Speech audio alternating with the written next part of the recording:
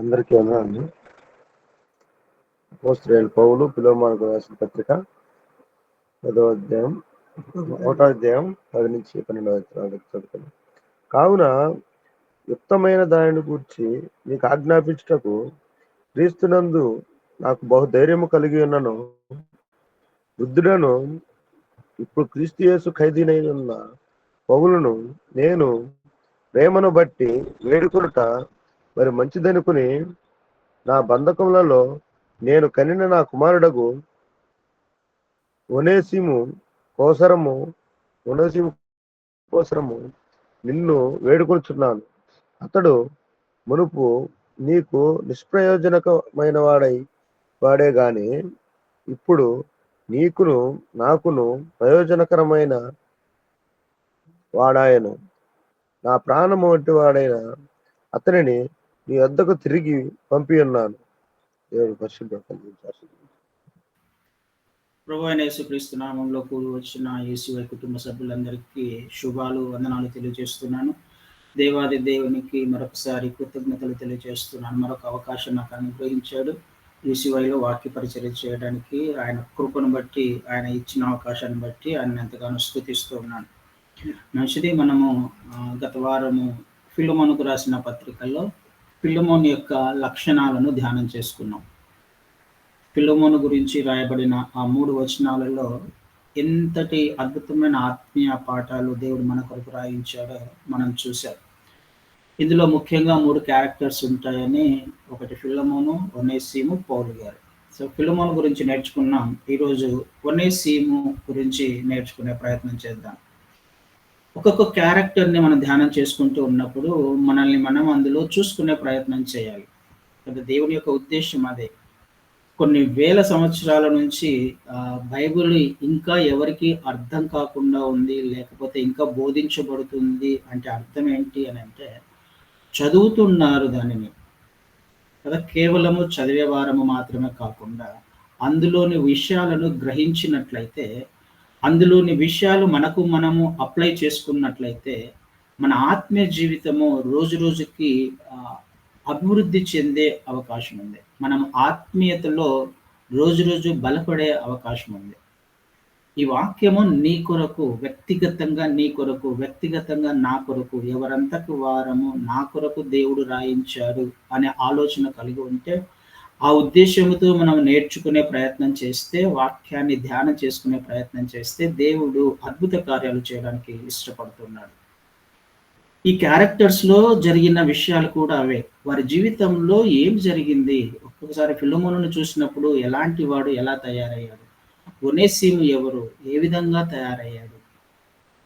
బైబిల్లో రాయించిన ప్రతి క్యారెక్టర్లో కూడా, ప్రతి క్యారెక్టర్ ద్వారా దేవుడు నీతో నాతో వ్యక్తిగతంగా మాట్లాడడానికి ఇష్టపడతాడు. అందులోని విషయాలను మనకు తెలియచెప్పడం ద్వారా ఆ లక్షణాలు ఒకవేళ నీలో ఉన్నాయేమో పరిశీలించుకొని, పరీక్షించుకొని మనం అప్లై చేసుకుంటే, సరి చేసుకోవలసిన విషయాలు సరి చేసుకోగలిగితే దేవుడు అద్భుతంగా మనల్ని వాడుకోవడానికి ఇష్టపడతాడు. ఇక్కడ ఒనేసిము గురించి కూడా కొన్ని అసలు ఫిలెమోనుకు రాసినట్టుగా ఒక మెప్పు లాంటి వచనాలు ఏమి లేవు. కానీ ఒనేసిము గురించి యాక్చువల్గా మామూలుగా చదివితే ఒనేసిము గురించి ఏం విషయాలు లేనట్టుగానే ఉన్నాయి అందులో. కానీ ఏమి రాయబడకపోయినప్పటికీ, ఒనేసిము మౌనంగా ఉన్నప్పటికీ అద్భుతమైన ఆత్మీయ సత్యాలను మనం నేర్చుకోవచ్చు. ఎవరు ఒనేసిము? ఒనేసిము ఎవరు అని అంటే, మనకు ఇందాక చదవబడిన వాక్య భాగంలో మనం చూస్తాం, నేను కనిన నా కుమారుడు అంటాడు కదా. ఒనేసిము బంధకాలలో నేను కనిన నా కుమారుడు అని రాయబడింది. అంటే ఒనేసిముగా కూడా పౌలు గారి సువార్త ద్వారా పట్టబడిన వ్యక్తి, పౌలు గారి సువార్త విని రక్షించబడిన వ్యక్తి. అయితే ఈ ఒనేసిము ఎవరు అని ఒకసారి మనం ఆలోచన చేస్తే, ఆయన దాసుడు అనే విషయము 15వ వచనంలో మనం చూస్తాం. 15వ వచనంలో, అతడిక మీదట దాసుడుగా ఉండక దాసుని కంటే ఎక్కువ వాడుగాను ప్రియ సహోదరుడుగాను అని రాయబడింది. దాసుడుగా కాకుండా. అంటే ఈ ఒనేసిము అనే వ్యక్తి క్రిస్టియన్ కాదు, లేకపోతే యూదుడు కాదు, అన్యుడు, దాసునిగా అమ్మబడినవాడు. అంటే ఆనాటి సమాజంలో 4 రకాల ప్రజలు నివసించేవారు. ఒకరు పాలకులు, 2 ధనికులు, మూడవ వారు సామాన్య ప్రజలు, నాలుగవ వారు దాసులు. ఈ దాసులకి సిటిజన్షిప్ ఉండదు, అంటే పౌరసత్వం ఉండదు కదండి. ఈ దాసులు ఎక్కడి నుంచో తీసుకురాబడిన వాళ్ళు, ఎక్కడి నుంచో తీసుకొని వచ్చి అమ్ముతూ ఉంటారు. మనకు ఎగ్జాంపుల్గా యోసేపు గారిని చూస్తాం కదా. యోసేపు గారిని కూడా కొన్నారు, కొన్న వ్యక్తి తీసుకువెళ్ళి అమ్మాడు. యోసేపు గారికి ఐగుప్తులో సిటిజన్షిప్ లేదు, పౌరసత్వం లేదు తనకి. అలాగే మనకి దానియేలు గారిని కానీ, షడ్రక్ మెషక్ అబేద్నెగోలను చూస్తే వీళ్ళు కూడా దాసులుగా వెళ్ళబడిన వారే బబులోను చెరలోకి. వీళ్ళందరూ దాసులు. ఈ దాసులకు పౌరసత్వం ఉండదు, అంటే వారికి ఏ హక్కులు ఉండవు ఆ దేశంలో, ఆ ప్రాంతంలో. దాసునిగా కొనిపోబడిన వారికి, దాసులుగా ఉన్న వారికి ఏ హక్కులు ఉండవు. ఆ వ్యక్తి కేవలము ఎవరి దగ్గర అయితే పనిచేస్తున్నాడో, ఎవరికి అమ్మబడ్డాడో వాళ్ళు చెప్పినది చెప్పినట్టుగా చేయాలి. ఇంకా ఏం మాట్లాడకూడదు. యాక్చువల్గా ఎదురు కూడా మాట్లాడకూడదు. యజమానుడు ఏది చెబితే అది చేయాలి. యజమానుడికి కోపం వస్తే తంతే తన్నించుకోవాలి, చంపేస్తే చచ్చిపోవాలి, అంతే, వేరే ఆప్షన్ లేదు. ఎందుకు? దాసునికి కొన్నాడు కాబట్టి, వెల ఇచ్చి కొన్నాడు. ఇక తనకి ఏ రైట్స్ లేవు, తన మీద ఏ రైట్స్ లేవు. కంప్లీట్గా యజమాని మీదనే అధికారం ఉంటుంది. అలాంటి స్థితిలో ఒనేసిము గారు ఫిలమోను గారికి అమ్మబడ్డాడు. ఫిలమోను దాసుని కొన్నాడు అని అంటే ఒక విషయం అర్థమవుతుంది, ఫిలమోను గారు ధనికుడు అనే విషయం కూడా అర్థం కావాలి. దాసులను కొనే స్థితిలో ఉన్నాడు కదా. కొనడము అని అంటే పని మనిషిగా పెట్టుకోవడం అని అంటే ఆ టైంలో సామాన్య విషయమేం కాదు. కొనే స్థితిలో ఉన్నాడు అని అంటే ఫిలమోను గారు ఒక ధనిక ప్రజలలో లెక్కించబడినవాడు, ధనికుడిగా ఉన్నాడు ఫిలమోను గారు. ఇప్పుడు పరిస్థితులు కూడా రాబోయే దినాలలో, లేకపోతే కొంతమంది చెప్తున్న విషయాలు, మన న్యూస్ చూస్తున్న విషయాలు, క్రైస్తవ సమాజంలో ఒక విషయం బయటకు వస్తున్న విషయం కూడా ఇదే. రాబోయే దినాలలో క్రైస్తవులకి లేకపోతే ముస్లిమ్స్కి పౌరసత్వం అనేది ఉండదు. అంటే వారు చెప్పింది వినే స్థితిలో ఉన్నట్లయితే మనకు పౌరసత్వం ఉంటుంది, మనకు ఓటు హక్కు ఉంటుంది. ఒకవేళ వారు చెప్పింది వినకపోతే పౌరసత్వము ఉండదు. మనము దాసుల లెక్కలోకి వచ్చే అవకాశం ఉంది. ఒకవేళ ఉండాలి అని అనుకుంటే ఇక్కడ ఉండాలి, లేకపోతే ఎక్కడికన్నా వెళ్ళాలనుకుంటే వెళ్ళిపోండి. ఒకవేళ ఉండాలి అని అంటే వాళ్ళు చెప్పినట్టు వినాలి, లేకపోతే దాసులుగా ఉండాలి. ఇక్కడే ఉండాలి అని అనుకుంటే దాసులుగా ఉండాలి అనే పరిస్థితులు రాబోతాయేమో అనే భయం కూడా రానున్న దినాలలో ఉంది అనే విషయం మనకు కూడా తెలుసు. సో ఈ ఒనేసిము గారు దాసునిగా అమ్మబడ్డాడు ఫిలమోనుకి. ఇక్కడ రాయబడిన ఇందాక చదవబడిన వాక్య భాగంలో అది ఒక అంశం అయితే, దాసుడు అన్న విషయాన్ని జ్ఞాపకం పెట్టుకుందాం. అది ఒక విషయం అయితే, ఇక్కడ 10వ వచనం ఇందాక చదవబడిన వాక్య భాగంలో ఈ దాసుడు ఏ స్థాయికి ఎదిగాడు, ఏ పరిస్థితికి వెళ్ళాడు అనే విషయము మనకు చాలా స్పష్టంగా అర్థం కావాలి. ఒనేసిము గారు నిజమే దాసునిగా ఉన్నవాడు ఏం చేయాలి? ఫిలమోను గారు చెప్పినట్టు చేయాలి. కానీ ఏమైందో తెలియదు. కానీ మనకి అక్కడి నుంచి ఫిలమోను గారి నుంచి తప్పించుకొని వెళ్ళిపోయాడు. ఏదో నష్టం చేశాడు, ఏదో పొరపాటు చేశాడు, ఏదో జరిగింది అక్కడ కదా. అక్కడ చెప్పినట్టు చేయకుండా ఏదో నష్టం చేసి అక్కడి నుంచి వెళ్ళిపోయినట్టుగా చూస్తూ ఉన్నాం. 18వ వచనంలో ఆ మాట చూస్తాం. అతడు నీకు ఏ నష్టమైనను కలుగ చేసిన ఎడలా, నీకు ఏమైనా రుణం ఉన్న ఎడలా అది నా లెక్కలో చేర్చుము అంటున్నాడు. అది నిజమే, ఏదో నష్టం చేసి వచ్చాడు, అయితే అది నేను దానిని తీరుస్తాను. ఈ విషయం మరి తర్వాత ధ్యానం చేసుకుందాం. అయితే ఒనేసిము ఏదో తప్పు చేసేసి అక్కడి నుంచి పారిపోయాడు.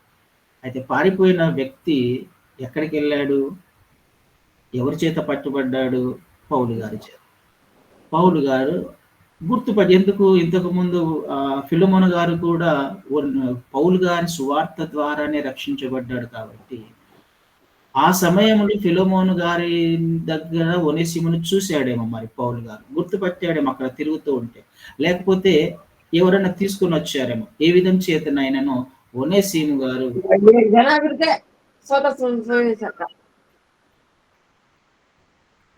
నాయబ్ రసూల్ గారు ఒకసారి మ్యూట్లో ఒనేసిము రక్షించబడ్డాడు అనే విషయము మనకు అర్థమవుతుంది. అయితే ఇక్కడ మనం ఒక అద్భుతమైన ఆత్మీయ సత్యాన్ని నేర్చుకునే ప్రయత్నం చేద్దాం. అతడు నీకు నిష్ప్రయోజకుడే గాని ఇప్పుడు నీకును నాకును ప్రయోజనకరమైన వాడైను, నా ప్రాణము వంటి వాడే అతనిని నీ యొద్దకు తిరిగి పంపి ఉన్నాను. ఇప్పుడు నేనేం చేస్తున్నాను? అతను రక్షించబడ్డాడు, ఇప్పుడు ఇతనిని నేను నీ యొద్దకు పంపిస్తున్నా.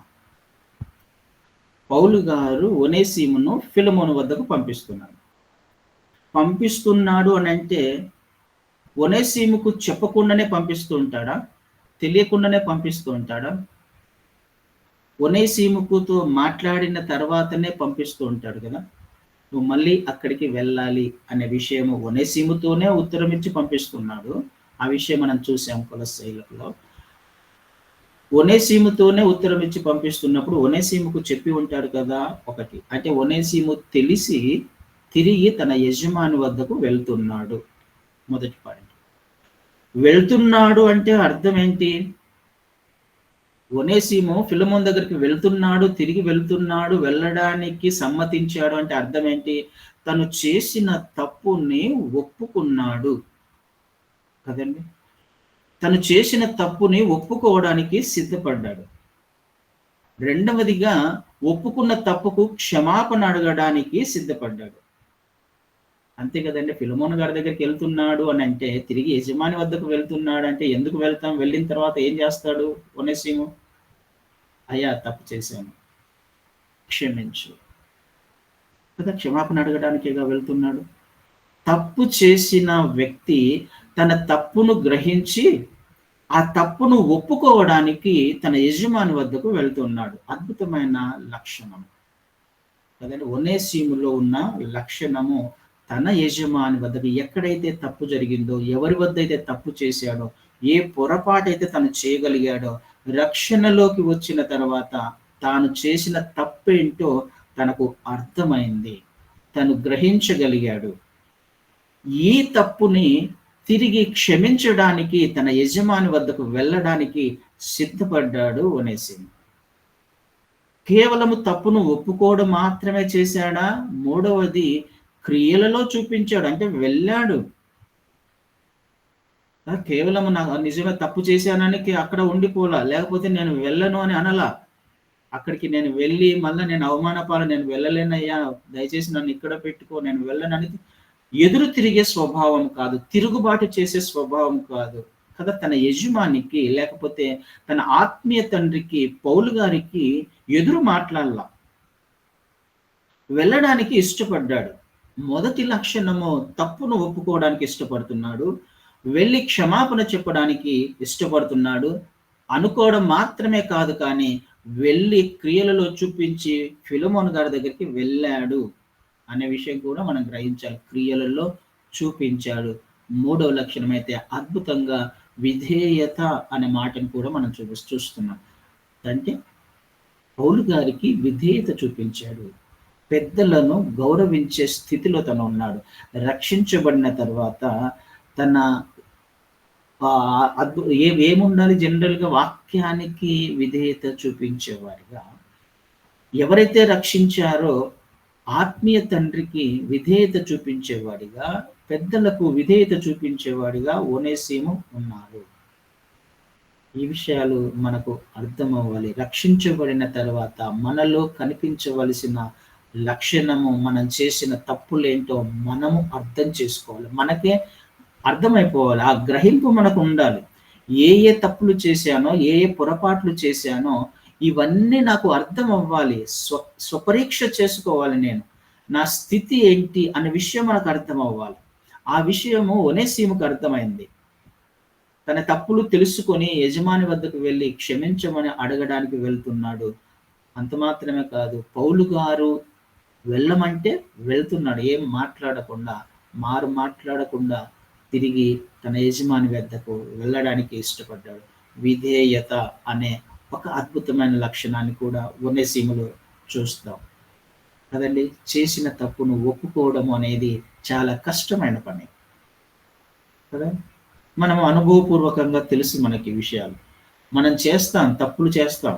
ఆ విషయం తప్పు అని మనకు తెలుసు, కానీ సమర్థించుకునే ప్రయత్నం చేస్తాం. రీజన్స్ చెప్పే ప్రయత్నం చేస్తాం. ఒప్పుకోవడానికి అంత త్వరగా ఇష్టపడం. ఆదాము అవ్వలు కూడా అదే చేశారు. వాళ్ళు ఒప్పుకోలేకపోయారు. చేసింది తప్పే, కానీ చేసిన తప్పును ఒప్పుకోలేకపోయారు. దావీదు గారు తప్పు చేశారు, కానీ గద్దించినప్పుడు నాతను వచ్చి తప్పు చేసావంటే నిజమే, నేను తప్పు చేశాను, ఒప్పుకున్నాడు. దావీదు గారు రిస్టోర్ చేయబడ్డాడు. చేసిన తప్పును ఒప్పుకోవడం అనేది చాలా ప్రాముఖ్యమైన విషయం. యూదా ఇస్కరియోతు తప్పు చేశాడు, ఒప్పుకున్నాడా? ఒప్పుకోలేకపోయాడు. ఈ విషయము మనకు ఖచ్చితంగా అర్థం అవ్వాలండి. ఒనేసిము ద్వారా నేర్చుకోవాల్సిన అద్భుతమైన ఆత్మీయ సత్యము. చేసిన తప్పును ఒప్పుకున్నాడు. ఎక్కడైతే తప్పు చేశాడో, ఎక్కడైతే నష్టాన్ని కలుగ చేశాడో, ఎక్కడైతే ఎవరినైతే బాధ పెట్టాడో అక్కడికి వెళ్ళి తను తిరిగి వారితో సమాధాన పడడానికి ఇష్టపడ్డాడు. క్షమించమని అడగడానికి ఇష్టపడిన వ్యక్తి ఒనేసిము. అంతే మాత్రమే కాదు, విధేయత చూపించాడు. విధేయత అనేది క్రైస్తవునికి ఉండవలసిన ప్రాముఖ్యమైన లక్షణము. ఎంతవరకు మనము విధేయత చూపించగలుగుతున్నాం వాక్యానికి? ఎంతవరకు మనము నీ కాపరికి విధేయత చూపించగలుగుతున్నాం? నీ ఆత్మీయంగా పోషిస్తున్న వారికి, ఆత్మీయంగా నడిపిస్తున్న వారికి విధేయత చూపించగలుగుతూ ఉన్నాం. ఆలోచన చేసే ప్రయత్నం చేద్దామండి. ఒనేసిములో ఆ లక్షణం ఉంది. తిరిగి వెళ్ళడానికి ఇష్టపడ్డాడు. వెళ్ళకపోతే అక్కడ దేవుని చిత్తము నెరవేర్చబడదు. విధేయత చూపించినప్పుడు అద్భుతమైన కార్యం జరుగుతుంది కదండి. ఏం జరిగే అవకాశం ఉంది అక్కడ? వెళ్ళాడు అని అనుకోండి, ఎక్కడైతే తప్పు చేశాడో అక్కడికి వెళ్ళి క్షమాపణ అడిగాడు అనుకుందాం. ఆ కొలసి సంఘానికి వెళ్ళి, నేను పొరపాటు చేశాను, నేను తప్పు చేశాను, నేను నష్టాన్ని తీసుకొని వచ్చాను అని క్షమాపణ అడిగితే అక్కడ ఒక అద్భుతం జరగదా? వింటున్న వారి జీవితంలో కార్యం జరగదా? దేవుని నామము ఘనపరచబడదా? చేసిన తప్పును ఒప్పుకున్నప్పుడు దేవుని నామము మహిమపరచబడుతుంది. ఎందుకు? మార్పును చూస్తున్నారు అక్కడ వాళ్ళు కదా. మారు మనస్సు లేకపోతే రూపాంతరము చెందిన ఒనేసిమును వాళ్ళు చూస్తున్నారు అక్కడ కదండి. సంఘంలో ఈ సాక్ష్యం చెప్పినప్పుడు, అక్కడికి వెళ్ళి తప్పు ఒప్పుకున్నప్పుడు వింటున్న వారి జీవితంలో అద్భుతమైన మార్పుని ఒనేసిములో చూసినప్పుడు దేవుడు మహిమపరచబడతాడు. దేవుని నామము ఘనపరచబడుతుంది. ఆ విషయము ఖచ్చితంగా మనకు అర్థమవ్వాలి. నువ్వు చేసిన తప్పును ఒప్పుకోవడం చిన్నతనం అనుకోమాకండి, లేకపోతే అవమానం వస్తుంది అని అనుకోమాకండి. అవమానించబడ్డ, మనల్ని మనం తగ్గించుకున్న దేవుడు హెచ్చించబడాలి. దేవుని నామము ఘనపరచబడాలి.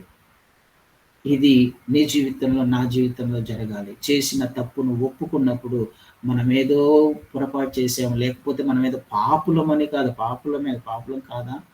తప్పులు చేసే మనస్తత్వం కాదా మనిషిది? కానీ సరి చేసుకున్న వాడిని దేవుడు ఇష్టపడతాడు. క్షమాపణ అడిగిన వాడిని దేవుడు ఇష్టపడతాడు. మారు మనస్సు పొందిన వారితోనే దేవుని కార్యం జరుగుతుంది. ఇంకొక వ్యక్తి మారే అవకాశం ఉంది కదండి. ఇంకొక వ్యక్తి క్షమాపణ అడుగుతాడు తప్పు చేసినప్పుడు. మనము ముందుగా ఆ లైన్లో నిలవబడినప్పుడు మనల్ని చూసి వేరే వాళ్ళు కూడా వచ్చే అవకాశం ఉంది కదండి. ఏ స్థితిలో ఉన్నాడు ఇప్పుడు ఒనేసిము గారు? ఒకరికి మాదిరికరమైన జీవితాన్ని చూపించాడు.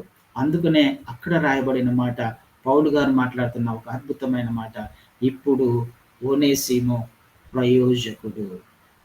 ఇంతకు ముందు అప్రయోజకుడే, ఇంతకు ముందు పనికిరాని పనులు చేశాడు, ఇంతకు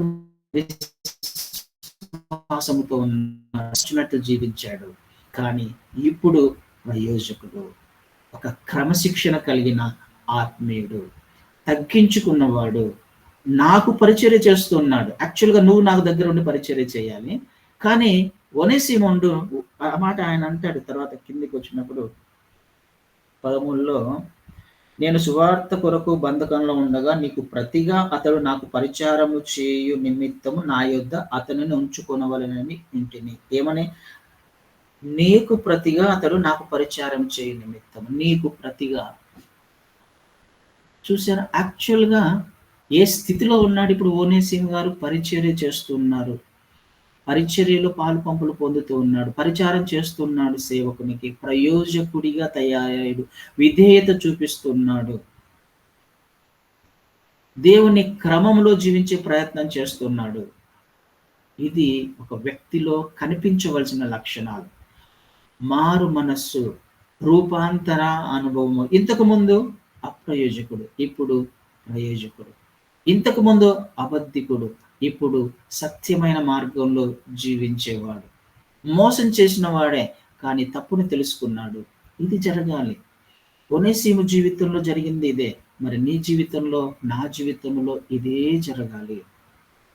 దేవుని నామము అప్పుడు మాత్రమే ఘనపరచబడుతుంది కదండి. ఆలోచన చేసే ప్రయత్నం చేద్దాం. ఒక వ్యక్తి ఒక మాట చూసే హెబ్రీలకు రాసిన పత్రిక 5వ అధ్యాయము 12వ వచనాన్ని చదువుతాను. కాలమును బట్టి చూచితే మీరు బోధకులుగా ఉండవలసిన వారై ఉండగా దేవోక్తులలో మొదటి మూల పాఠములను ఒకడు మీకు మరలా బోధింపవలసి వచ్చును. మీరు పాలు త్రాగవలసిన వారే కానీ బలమైన ఆహారము తినగలవారు కారు. మరియు పాలు త్రాగు ప్రతి వాడును శిశువే గనుక నీతి వాక్య విషయంలో అనుభవము లేనివాడై ఉన్నాడు. కాలమును బట్టి చూస్తే మీరు బోధకులుగా ఉండవలసిన వారు. అంటే అర్థం ఏంటి? సమయం గడిచిపోతుంది, నెలలు గడిచిపోతున్నాయి, సంవత్సరాలు గడిచిపోతున్నాయి. నువ్వు రక్షించబడిన తర్వాత సంవత్సరాలు గడిచిపోతున్నాయి అని అంటే నువ్వు ఈ సమయానికి ఏ విధంగా ఉండాలి? బోధకుని స్థాయిలో ఉండాలి, బోధకునిగా ఉండాలి. కానీ ఎక్కడున్నావు? ఇంకా పాలు తాగుతూనే ఉన్నావు, ఇంకా శిశువులానే ఉన్నావు, నువ్వు ఎదగలేదు. అంటే అర్థం ఏమవుతుంది? రక్షించబడిన తర్వాత రక్షించబడినట్టుగానే ఉండకూడదు. శిశువుగా జన్మించిన తర్వాత రక్షణలోకి వచ్చినామనంటే శిశువుగా పుట్టాం మనం అప్పుడే. ఆ శిశువుగానే ఉండకూడదు. రక్షణ కేవలం అది ఆ రక్షణలోనే ఉండకూడదు. విశ్వాసం అదే విశ్వాసంలో ఉండకూడదు. దినదినము విశ్వాసములో ఎదుగుతూ ఉండాలి, ఆత్మీయతలో ఎదుగుతూ ఉండాలి. ఫిలమోను గారి జీవితంలో ఇది చూసాం మనం కదా. ఏ విధమైన స్థితిలో ఫిలమోను గారు ఉన్నారు? సువార్త చేత పట్టబడ్డాడు, రక్షించబడ్డాడు. రక్షించబడిన వ్యక్తి శిష్యునిగా తయారయ్యాడు. శిష్యునిగా తయారైన వ్యక్తి బోధకునిగా తయారయ్యాడు కదా. పరిచర్య చేస్తున్నాడు. ఒక సంఘాన్ని తన ఇంట్లోనే స్థాపించుకుంటూ ఒక బోధకునిగా ఉన్నాడు. ఇది జరగాలి. ఒక వ్యక్తి జీవితంలో ఎదగాలి. రోజు రోజుకి క్రియలలో చూపించడము, చేసిన తప్పులను సరిచేసుకోవడము జరగాలి ఒక వ్యక్తి జీవితంలో, విశ్వాసి జీవితంలో. ఒనేసిము జీవితంలో కూడా అదే జరుగుతుంది. రక్షించబడ్డాడు, ఆత్మీయతలో ఎదుగుతున్నాడు, విధేయత చూపిస్తూ ఉన్నాడు, చేసిన తప్పులను ఒప్పుకోవడానికి సిద్ధపడుతూ ఉన్నాడు. అంటే మన ఆత్మీయతలో రోజు రోజు డెవలప్మెంట్ కనిపించాలి కదండి. తగ్గింపులో డెవలప్మెంట్ కనిపించాలి. తగ్గించుకునే స్వభావము, విధేయత చూపించే స్వభావము, తప్పులను వెంటనే ఒప్పుకునే స్వభావము, ఇది ఎదగడము అని అంటే. అలా ఎదుగుతూ ఉన్నప్పుడు ఒక రోజు మనం ఏ స్థాయికి ఎదుగుతామో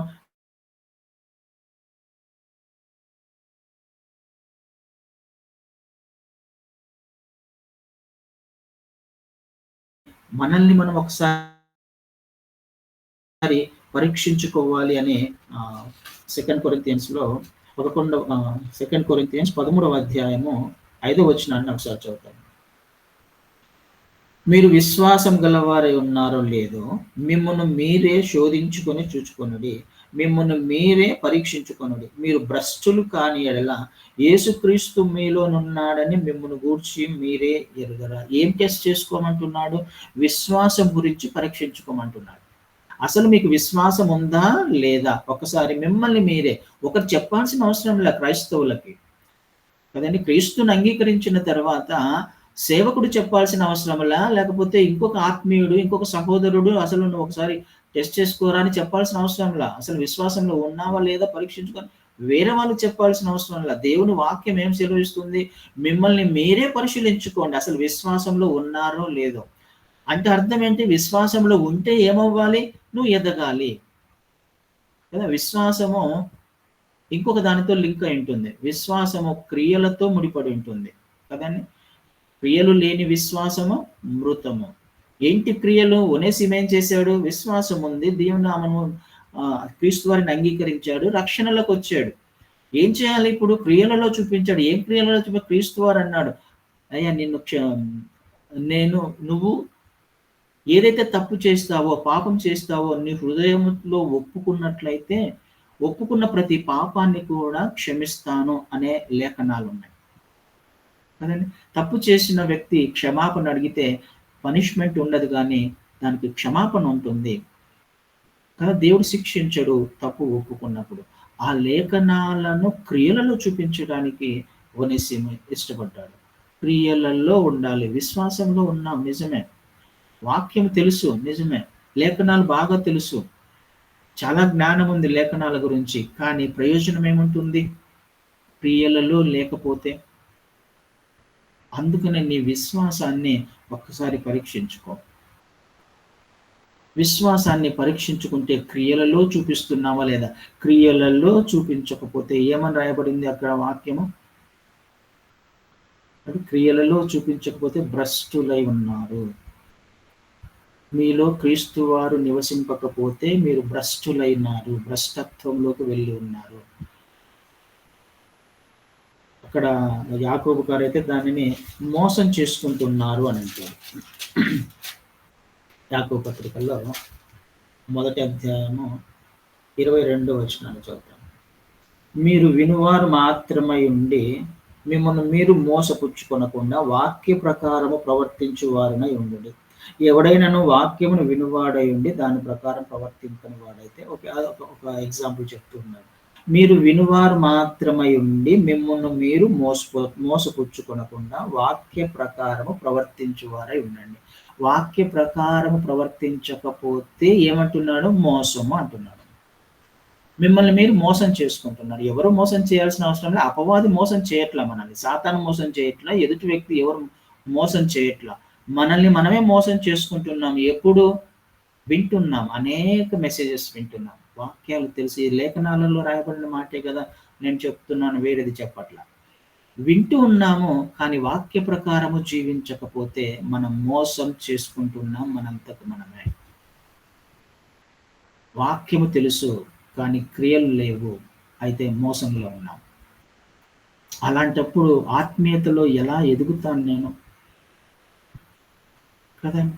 ఒనేసిముకు ఫిలెమోనుకున్న లక్షణాలు అవే. వీరిద్దరి జీవితాన్ని గమనించినప్పుడు ఆత్మీయతలో పరిపక్వతలోకి వచ్చిన వాళ్ళు, ఆత్మీయతలో ఎదుగుతూ ఉన్నవాళ్ళు, వాక్యము విన్నవారు మాత్రమే కాదు, దానిని క్రియలలో చూపించిన వారుగా వారు ఉన్నట్టుగా మనకు అర్థమవుతుంది కదండి. అద్భుతమైన లక్షణాలు వీరిద్దరిలో మనం నేర్చుకునే ప్రయత్నం చేశాం. తప్పు చేసిన వాడు క్షమాపణ అడగాలి, ఒప్పుకోవాలి. ఒప్పుకున్న పాపము మాత్రమే క్షమించబడుతుంది. ఒప్పుకోకపోతే ఆ పాపము నిలిచి ఉంటుంది, ఆ తప్పు నిలిచి ఉంటుంది. అది నిన్న తర్వాత గిల్టీనెస్లోకి తీసుకువెళ్తుంది కదా. ఒక విధమైన మన మీద తర్వాత ఒక విధమైన మనమే దానిని చూసి బాధపడే ఒక స్థాయిలోకి వెళ్తాం. ఎందుకు అలా చేశాను? కానీ ఒప్పుకోలేని మనస్తత్వము చాలా మంది, కఠినమైన హృదయం. అలా జరిగింది కాబట్టి నేను అలా చేశాను, అంతేకాని సమర్థించుకునే తత్వము చాలా మందిలో ఉంటుంది. కానీ వాక్యం అలా సెలవివ్వట్ల. వాక్యం సెలవిస్తుంది కదా, దాని ప్రకారం జీవిస్తున్నావా లేదా? మోసపుచ్చుకోకండి మిమ్మల్ని మీరు. ఈ విషయము నీకు నాకు మనకు ఖచ్చితంగా అర్థమవ్వాలి.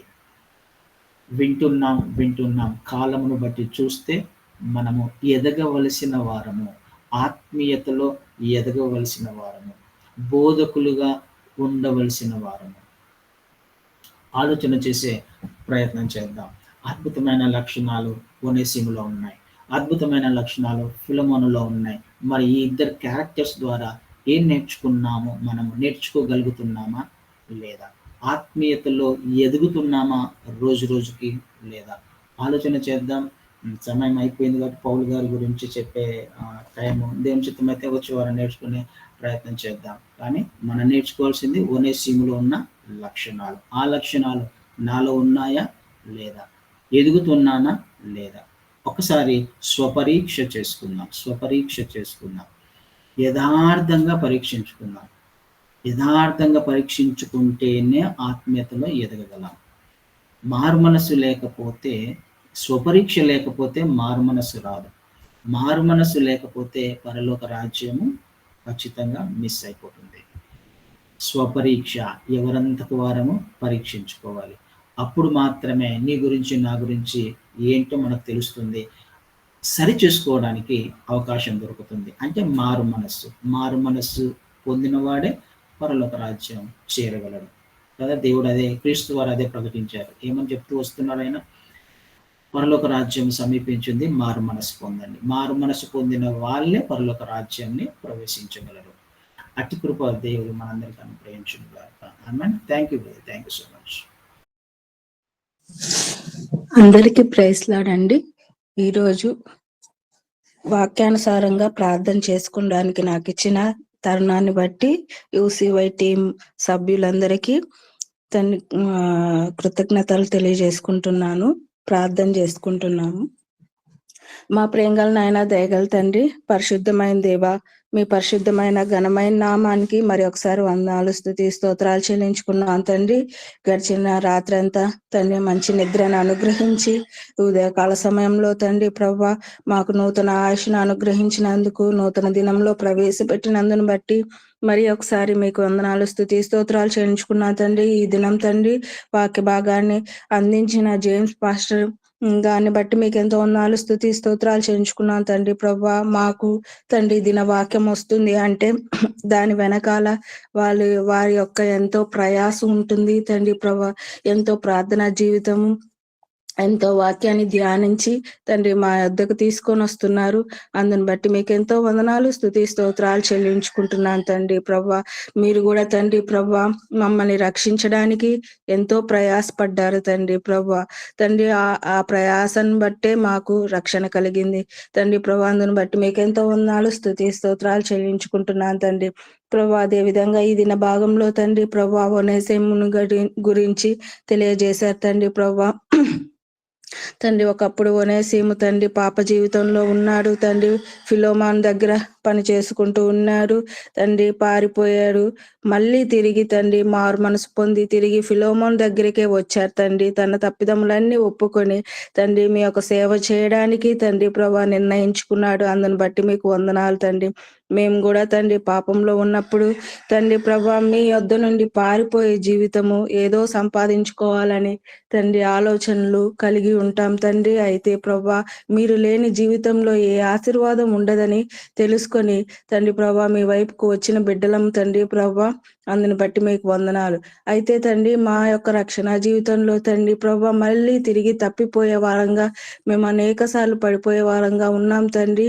అయితే తండ్రి మీరు మాకు ఇచ్చిన మారు మనసు అనే తండ్రి ప్రభా ఒక కృపావరాన్ని బట్టి మీకు వందనాలు తండ్రి ప్రభా. ఎప్పుడైతే మేము తప్పుదం చేసుకొని మీ యొక్క సన్నిధానంలో వచ్చి తండ్రి ప్రభా మనస్ఫూర్తిగా ఒప్పుకుంటాము, అయితే తండ్రి మీరు మా పాపాలని తిరిగి క్షమించి తండ్రి మీ బిడ్డలుగా దరి చేర్చుకోవడానికి మీరు సిద్ధంగా ఉన్నందుని బట్టి మీకు వందనాలు తండ్రి. మేము తండ్రి మీ యొక్క రాకడ సమయము ఎంతో సమీపంగా ఉంది. ఎంతో జాగ్రత్తగా మేము తండ్రి ప్రభా నడుచుకోవడానికి మీరు సహాయం అనుగ్రహించమని ప్రార్థిస్తున్నా. యథార్థంగా పరిశుద్ధంగా తండ్రి వాక్యానుసారమైన జీవితము తండ్రి ప్రభా పాపానికి దూరంగా ఉండే జీవితాన్ని కలిగి మేము నడుచుకోవడానికి మీరే సహాయం అనుగ్రహించమని ప్రార్థిస్తున్నాం తండ్రి. ఇచ్చిన వాక్య భాగాన్ని బట్టి మీకు వందనాలు తండ్రి. ఒనేసిము మారు మనసు పొందిన జీవితం కలిగి ఉన్నాడు. ఫిలోమోన్ కూడా తండ్రి క్షమించి ఒనేసిముని దగ్గరికి చేర్చుకోవడంలో మనసు కలిగి ఉన్నారు తండ్రి. అలాంటి మనసులు మాకు కూడా, మేము కూడా కలిగి ఉండడానికి, మీ సేవలో తండ్రి మేము కూడా ఇన్వాల్వ్ అవ్వడానికి సహాయం చేయండి నాయనా.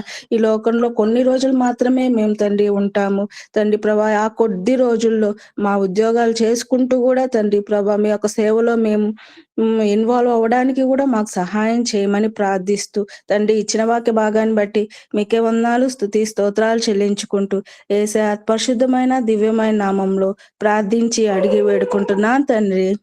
ఆమేన్. ఆమేన్. ఆమేన్.